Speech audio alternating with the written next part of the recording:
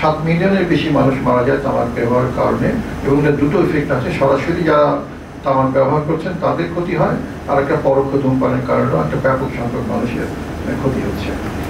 এবং আমরা যদি এই স্লাইডটা দেখি যে গ্লোবাল কম্প্যারিজন আমাদের তামাক ব্যবহারের হার কিরকম, দেখা যাবে যে বাংলাদেশ কিন্তু আমরা উপরের দিক থেকে 2 নম্বরে আছি।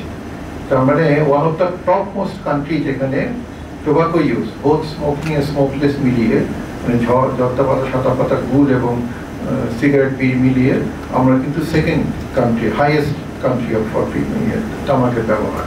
এবং ব্যাপক সংখ্যক প্রায় 4 কোটি মানুষ আসলে আমাদের দেশে তামাক ব্যবহার করেন, কোনো না কোনো, হয় ধূমপান করেন অথবা জর্দা, সাদা পাতা, গুড় ব্যবহার করেন।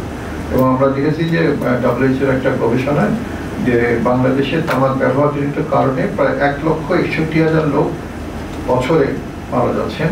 সেখান থেকে আমরা হিসাব করে বলছি যে প্রায় 450 জনের মতো লোক দিনে মারা যাচ্ছে তামাক ব্যবহারজনিত কোনো না কোনো একটা রোগে।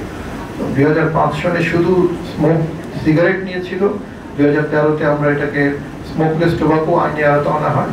বর্তমানে আমরা দেখেছি যে আইনকে কি বলে আইনের ফাঁক দিয়ে বিভিন্ন কার্যক্রম চলছে, যেটা কিনা আইনকে সুসংহত করলে আমরা এই ফাঁক ফোকরগুলো বন্ধ করতে পারি। একটা হচ্ছে যে আমরা দেখেছি যে আমাদের আইনে বলা আছে ডিএসএ বা ধূমপানের জন্য নির্ধারিত স্থান রাখা যাবে। সেটা যেটা হয় কি, আপনি আজকাল রেস্টুরেন্টে গেলে দেখবেন সুন্দর একটা সাজানো থাকে একটা জায়গা যেখানে ধূমপানের জন্য এলাকা, কিন্তু গবেষণা আমরা দেখেছি কোনো ধূমপানের জন্য নির্ধারিত স্থান রাখলে সেটা অধূমপায়ীদের আশেপাশে বাইরে যারা অধূমপায়ীরা আছেন তাদেরকে এফেক্ট করে। হ্যাঁ, তো এখন কতগুলো জায়গা কিন্তু সরকার সরাসরিভাবে বলে দিয়েছে 100% স্মোক ফ্রি হতে হবে। তার মধ্যে হাসপাতাল একটা, হাসপাতাল 100% স্মোক ফ্রি হতে হবে। কিন্তু কতগুলো জায়গায় সরকার আইনের মধ্যে বলে রেখেছে আপনারা ইচ্ছা করলে ধূমপানের জন্য নির্ধারিত স্থান রাখতে পারবেন। এবং এটা আমাদের রেস্টুরেন্টগুলো বা আমাদের অন্যান্য যেখানে 100% বাচ্চারা যাওয়া আসা করে, সবাই যাওয়া আসা করে, সেই জায়গাগুলোতে স্মোকিং এরিয়া আছে।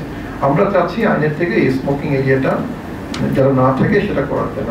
Smoking area, indoor place, public building, private building হোক, everything should be 100% smoke free. কারো যদি স্মোক করার প্রয়োজন হয় সেটা আমি বিল্ডিং এর বাইরে গিয়ে স্মোক করবো।